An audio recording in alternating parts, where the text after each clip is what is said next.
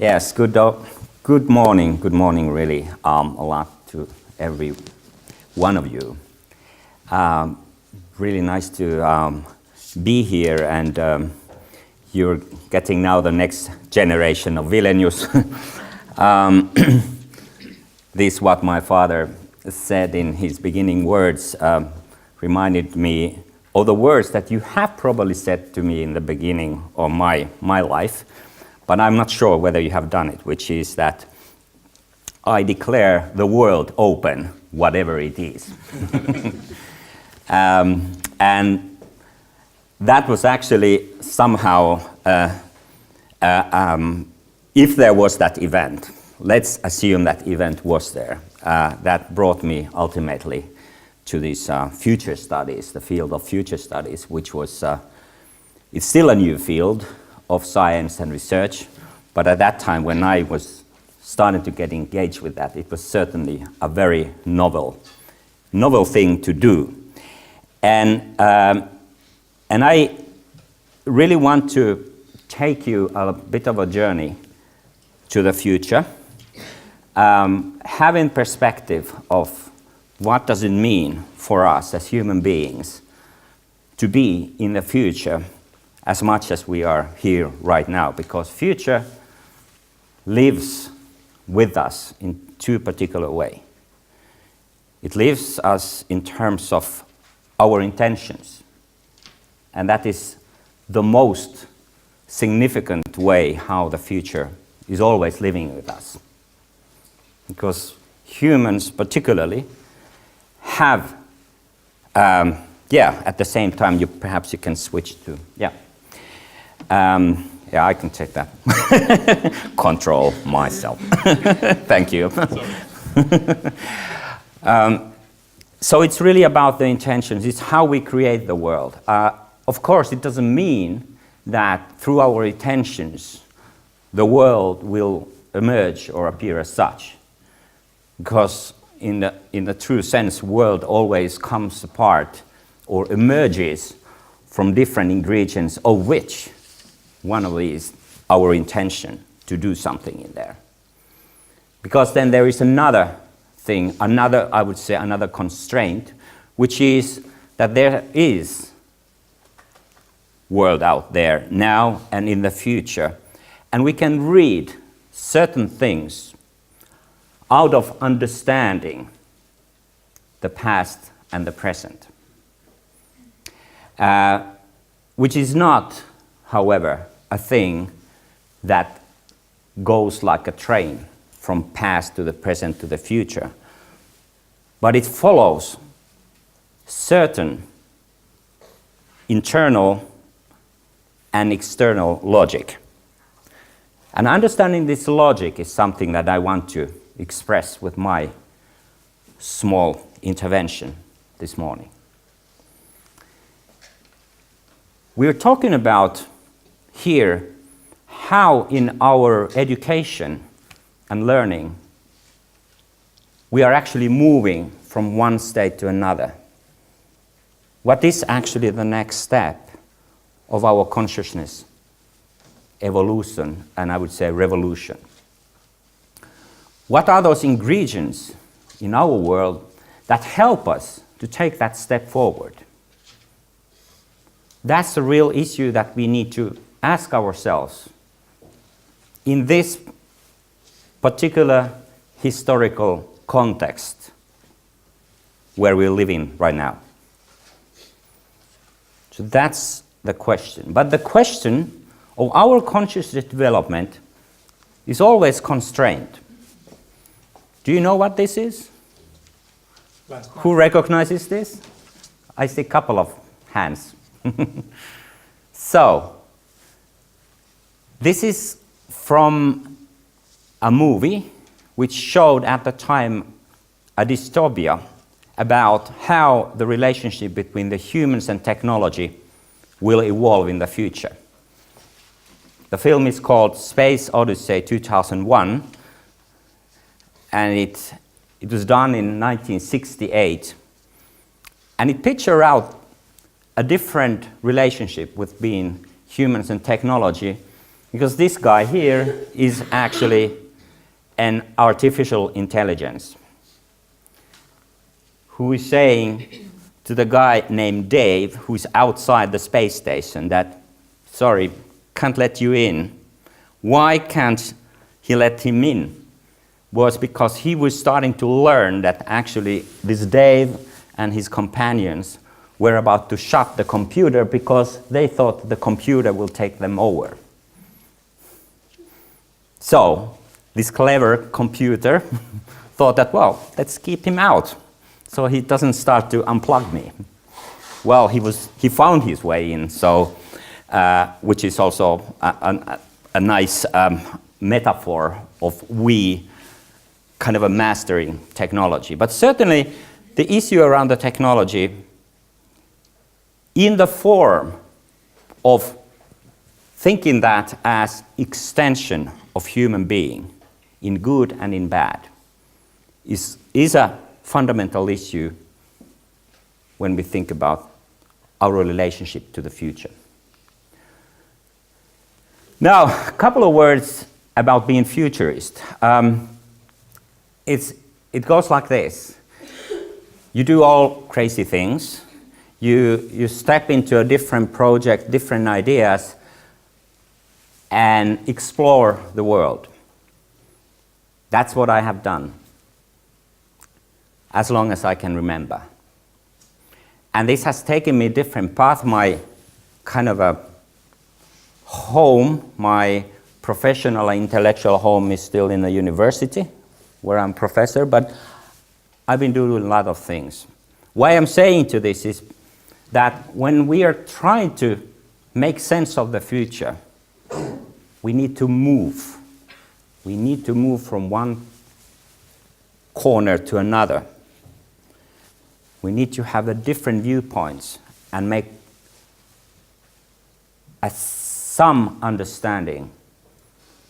Because it's not the individual phenomena themselves, but actually the relationship between them that counts in our understanding of the future. So how much we can make sense out of these different relationships that are there, out there in the world, and have connections to us.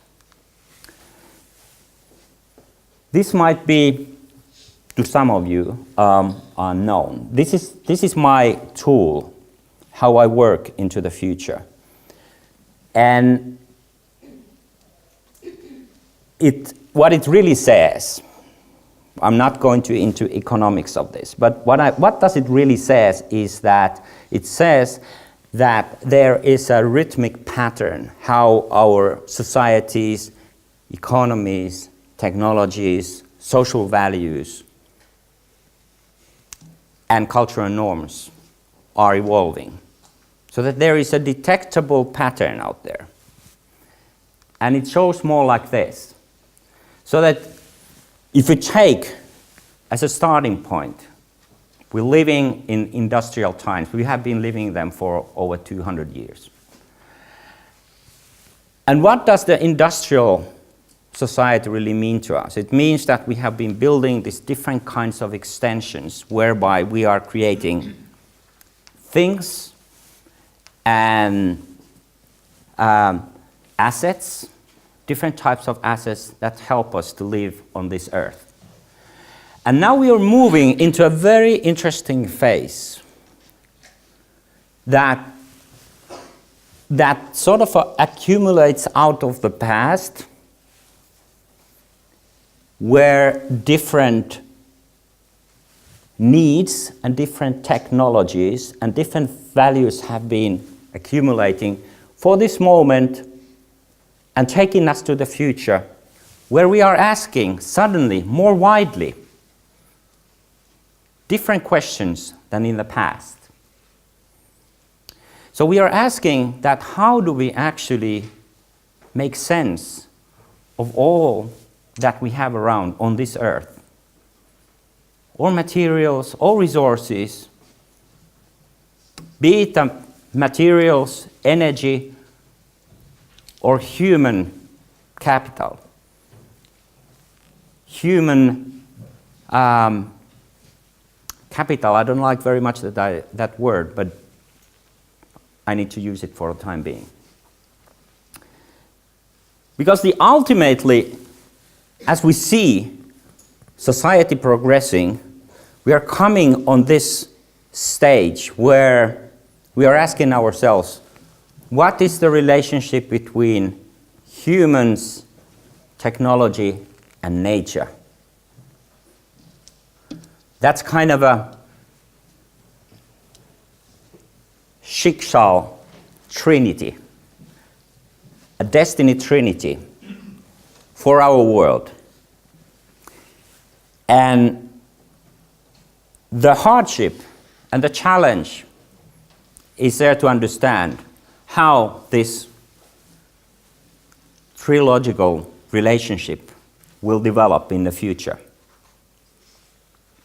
And it shows in the different ways. If we look now, what are the things that are appearing? We're more and more in the world we are talking about how do we make things differently? How do we make things more intelligent way, to put it that way? In the world, which is changing because we have a new phase of globalization, I'm telling a little bit more about that later. We have demographic change, which means that we are not only aging, but we are maturing as societies in a very different way, which has no historical comparison, actually. Those are the two, what I could call the megatrends. Then we have this sort of a new platforms where we try to build something around this society which is more sustainable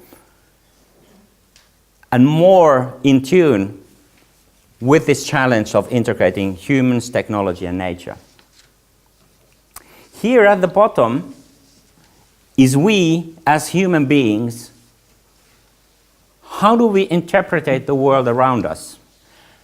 Now that we have so much information around and we have new tools of communication which enable us to collaborate not only in a much wider but perhaps also much deeper way, which actually makes us aware, and now I'm talking about we, I mean really the world, we, so much more aware of the complexity of the world.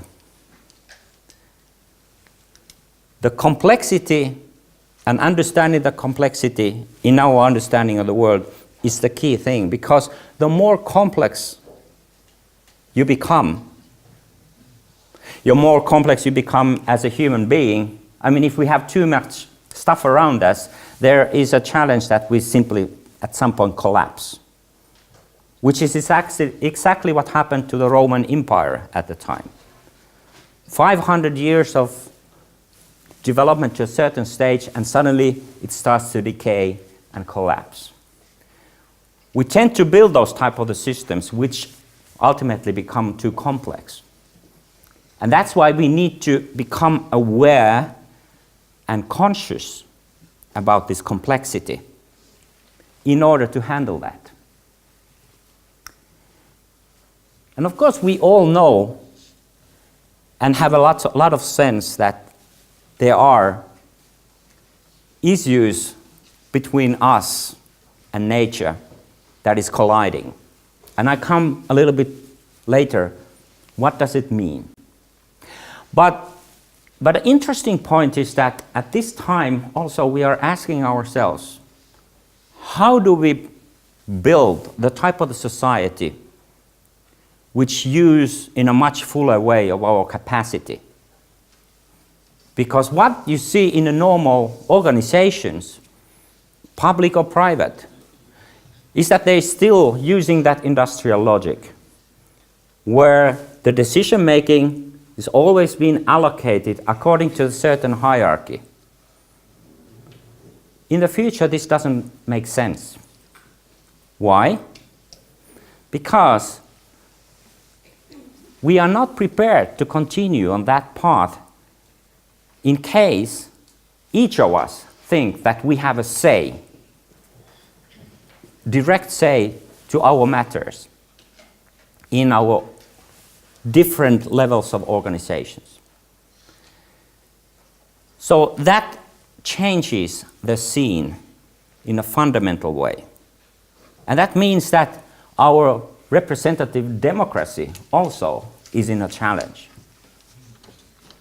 And we need to find new forms of democracies, new forms of decision making, in order to match the needs of our times and those in the future. So, consciousness revolution, the way I describe it now here, has these three dimensions. We're talking about the planet, the planetary consciousness. We're talking about the organizational consciousness. And we're talking about the individual consciousness. All of them infused through new understanding. What does it mean if we're talking about the human-focused planet, human-focused organization, human-focused individual? What does it really ask from us? Because that takes us directly back to what this conscious revolution is about. Okay, the planet. The planet, as we know, has many different facets.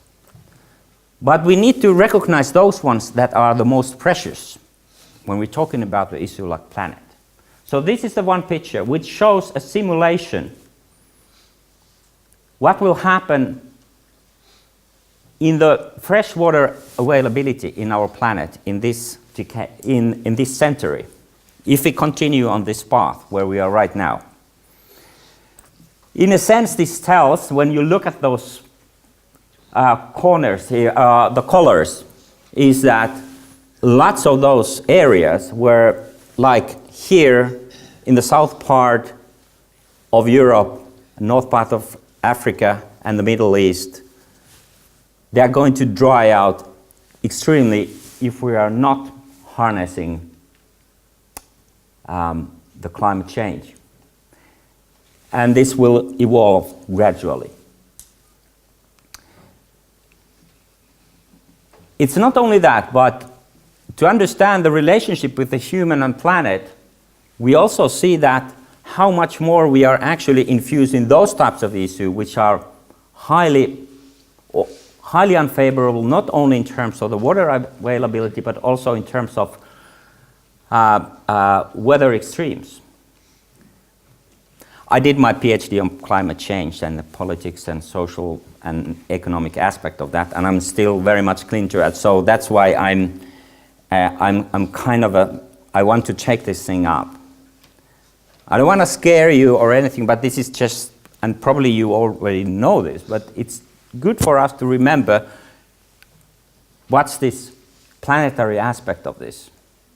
Here it just simply shows that those weather extremes will again take place in those places of the world where the majority of people live. And the planet, as we know, have already certain trigger points. We're talking about the past trigger points, like the disappearance of dinosaurs or what have you. But we can already project some future ones, which is, of course, solely dependent on what we are actually doing with our climate.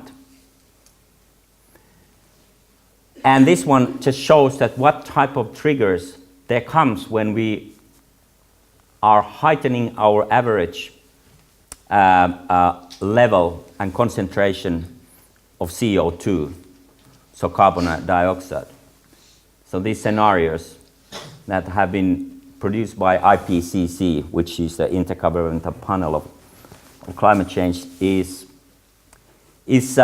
just projecting these things to happen, and this is another information that we need to take earnest. Here is the ultimate one, which tells about that the societies, we are somewhere here. When they're getting richer, they tend to produce more carbon as well. So the challenge is really how to push this lower, this curve, because the problem is not here. So those countries that are producing low emissions, but here on this side. So this is the human-carbon relationship. When we are taking a more into the world that we are creating here, the global system, the global human complex system, we see something interesting happening in the future, which is that the old way of doing things, in many ways, start to stagnate, even if you take those economic terms. And this hasn't been there before, but it's now in the front of us, which is another push, another demand that comes for us to reinterpret what the economy is all about. Now, in there, we should always remember what Steiner said about the economy, on principle on which the economy should work. Because currently what we have the economy which is largely based on competition, whereas we should get to the economics of solidarity and partnerships. Out of these three spheres of culture, social, and economy, this is where we are widest from where we should be. Which means that actually our reinterpretation of how the economy works builds the fundamental for our consciousness evolution in terms of understanding how the real economy should work. There is also something else which is very interesting, which is that we are making a global shift in terms of socio-economic emphasis, meaning that if we are here a part, which could be ranked part of OECD countries, and then there is non-OECD countries, Asian, African, South American. We are going to switch our position in this next wave, in this next 40 years, with them. So it's going to be a very interesting time, because we are seeing a lot of cultural inflows also as a result of this shift. It's not only economic, it's not only political, it's not only military, but it's very much also a cultural shift. And this is being reinforced by this development that we see now around, which is that we are connecting as a globe through our communication means. We are now sort of halfway to that. This is just a one proxy for that to understand. So the connection means that, well, there is an access.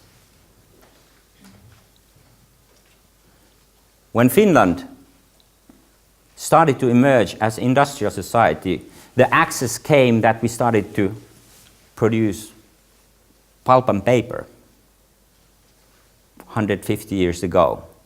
That gave us an access to global economics. In the same sense, here, more and more people find their access all around the world, and that changes the consciousness of this world a lot.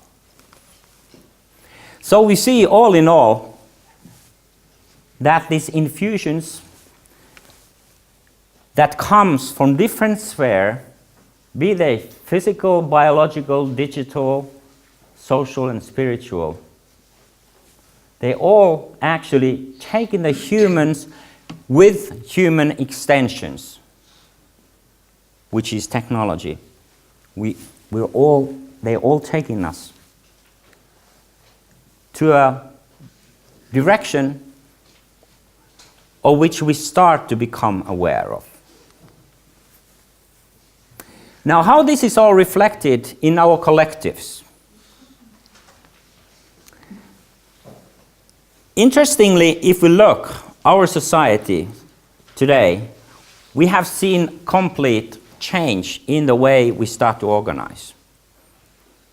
Whether you look at the labor markets, whether you look at the energy systems, everywhere we start to see that distributed, decentralized systems work better than centralized, which I was referring in the very beginning of my speech.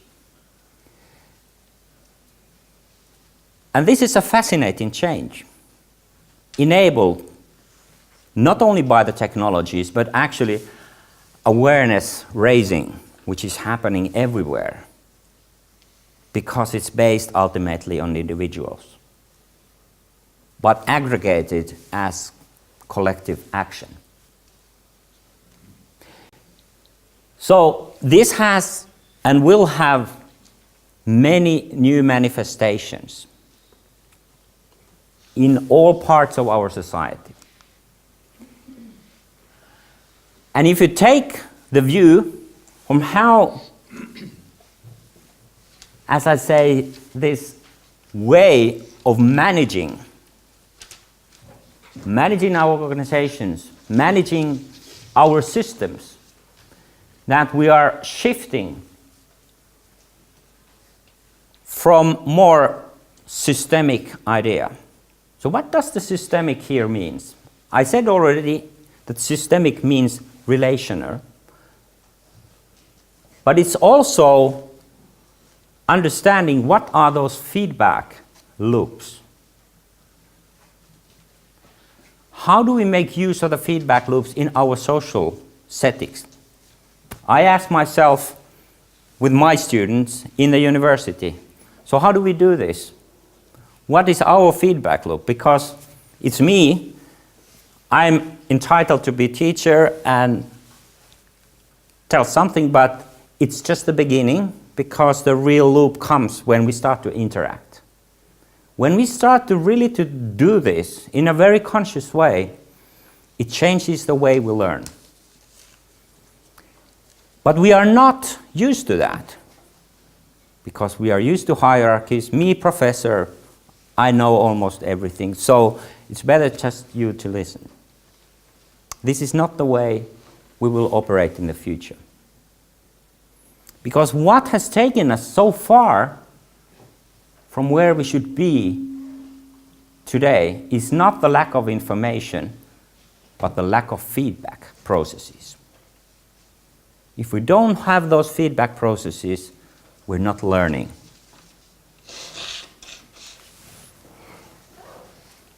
So, just to put it in a very nutshell, I was interested in finding those type of organizations that really practice this and make it very successfully.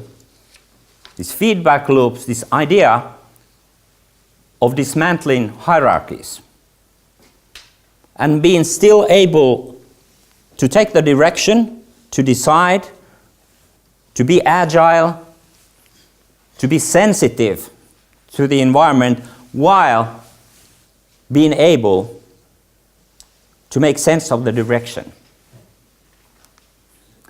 And we had a number of these type of organizations all around the world. Goethe, who is going to comment me, was a part of this exercise. And it was a fascinating tour de force of to the future. How you work out in different way how a collective works. So there were 3 features. I really need to push this into a nutshell. I would love to continue another 2 hours, but I don't know if you would love that. So, 3 features that set those organizations apart. And remember, we're still talking about the consciousness revolution here. So the first part was that all these organizations were largely, were largely based on autonomous teams. What does that mean? Why teams? Now, we as human beings, we are ultimately very social. But this social can be rejected in our organizations if we are not making conscious effort to actually use that. But it can only be used if it's confined in a way that everybody can express themselves. And this doesn't happen if it's too large or too little. It works perfectly, and we have noticed that all these organizations stay on the principle 10 to 12. 10 to 12 people makes a perfect team. But what does this team actually do? It supports the creativity of a people. Now there is a lot of research to show that this creativity is something we all yearn more and more. The more aware, the more educated, the more understanding we create, the more we love to have a creativity around us. And it doesn't mean that we are all doing genius things, but it's more like an everyday creativity that is allowed by these organizations. Number 1. Number 2, communication. These organizations, the way that they were building their communication was very intelligent. And they took a lot of attention to how the communication would be such as focused enough, but enabling different compositions of people to unite for a moment, or for 2 moments, or for 3 moments. But it's so important because that enables something which we all yearn, which is learning. Communication is learning. And the toughest part of that learning is to hear something that I don't like, or that we disagree. How do we deal with disagreements? That's usually the toughest part of any of our organization. Now, these organizations say that upfront, yes, we take the issues up, we communicate, and we find solutions. Sounds easy, but it's actually very tough. We need to learn to do that. We need to have a culture to support that type of learning. The third is that how to decide upon things.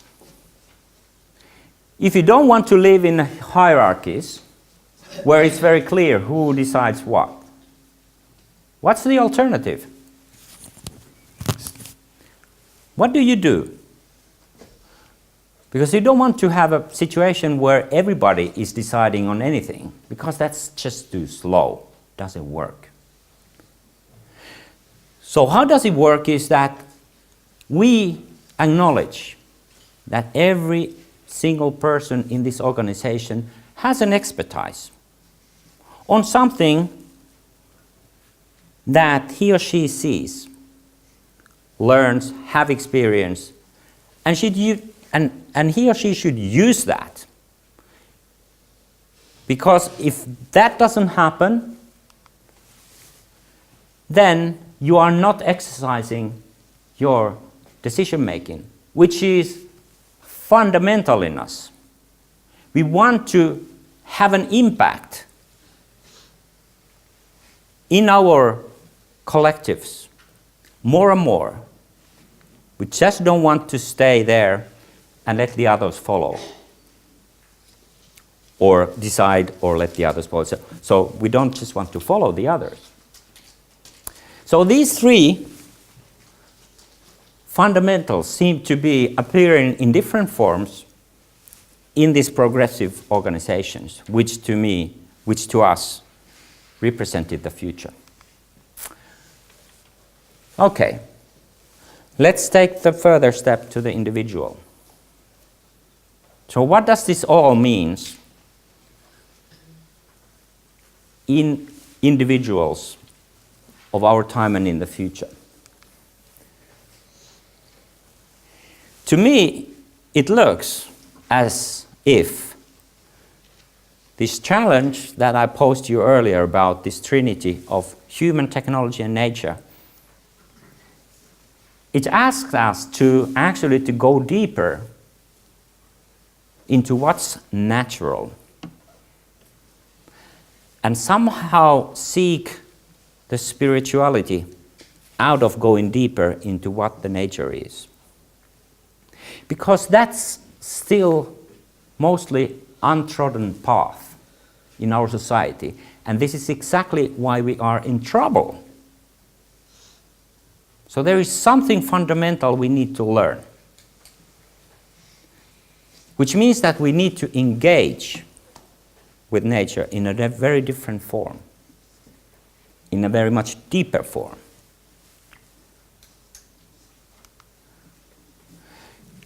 Because there needs to be a type of idea where if we want to have a sustainable life here on Earth, there needs to be a very new kind of symbiosis.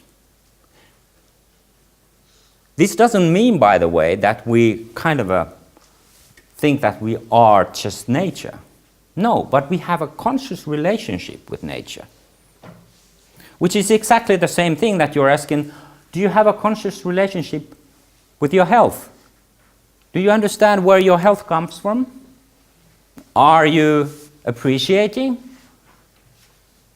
those items, those issues, those ingredients of your health? Or are you just running your life without thinking about that? Here the same.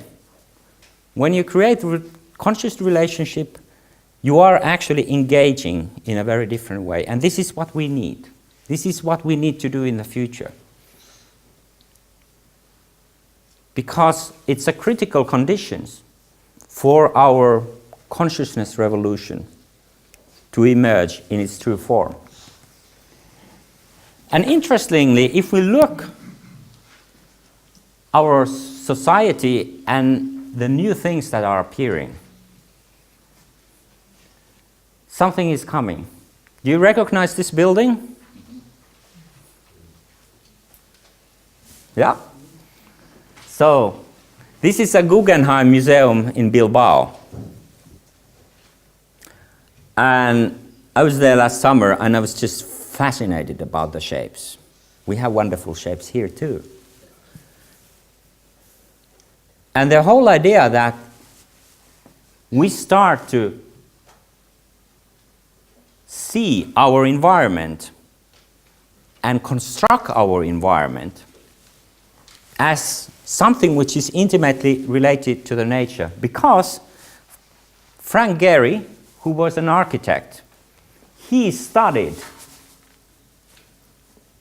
the leaves. And he studied the structure of the leaves. And he made an algorithm also. Actually, he's still running that company. I think he's 90 years or something. But he showed the way to the future by understanding how you take nature seriously. Not just the lifeless materials, but seriously. And transcend that into the buildings.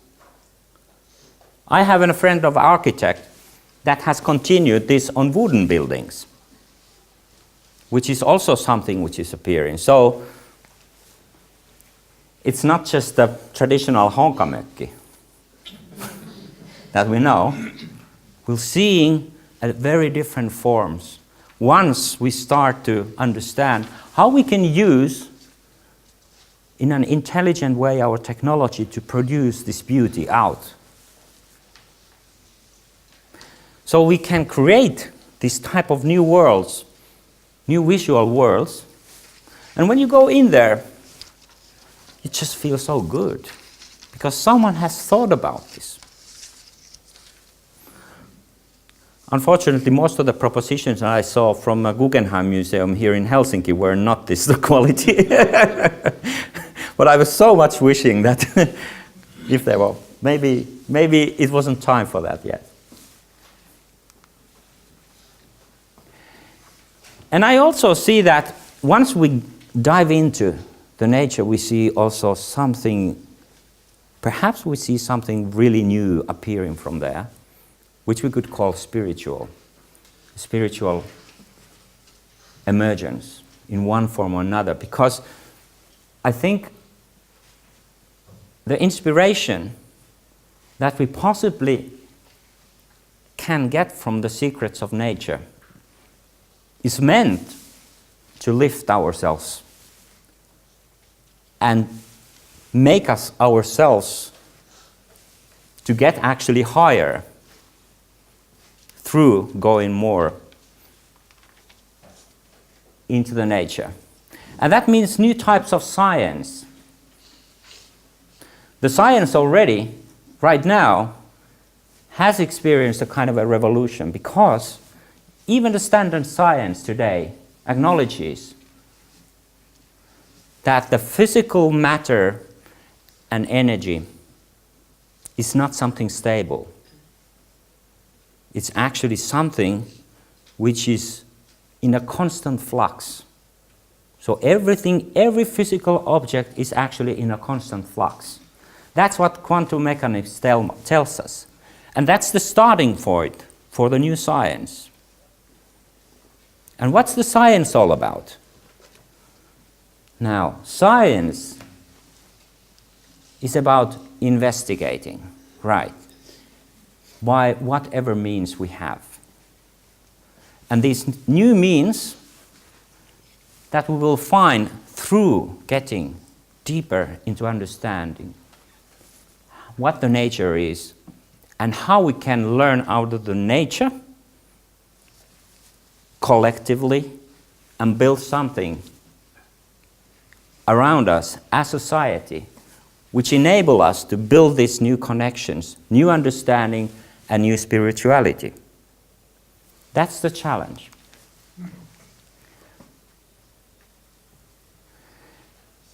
Because that takes us actually somewhere beyond the nature, if we do it in a conscious way. We don't know where it really takes us. But as science is about investigation, we should be freely investigating those new realms that are there to wait for us. No doubt about it. This is why we're here. But in order to have this journey, this investigation, in such a way that we are really using the world around us to make that happen, an awareness of these different layers we went through, is really the challenge which is before us. And that is the point where I see that we have a chance, in the first time in the human history, that the spirituality and the spirit itself becomes real. It comes in the form that is more accessible to us. And even if you can't confine it in a very clear way at this point, I think we can have a sense of that. We all know in a certain way what we're talking about, though the concept is as yet not clear. But here we need to remember one thing, which is that it's about the direction. It's about our intention. So whatever comes on our way, but if we are seriously investigating and making research, that's the way we're learning. And that's the way we need to build our education systems, by the way. So there is a new type of educational platforms that we need to be creating around these ideas. Okay. So this path, when we're moving upwards towards that garden, happens only if we are seriously taking that context that I was describing into account and thereby lifting ourselves. I don't know if this is the right symbol because this is dead wood, but I'm thinking it has a lot of spirit there, right? We love that. Okay. More of my thoughts you find there, and actually there came another book here that I have a couple of copies here. This is it. Thank you.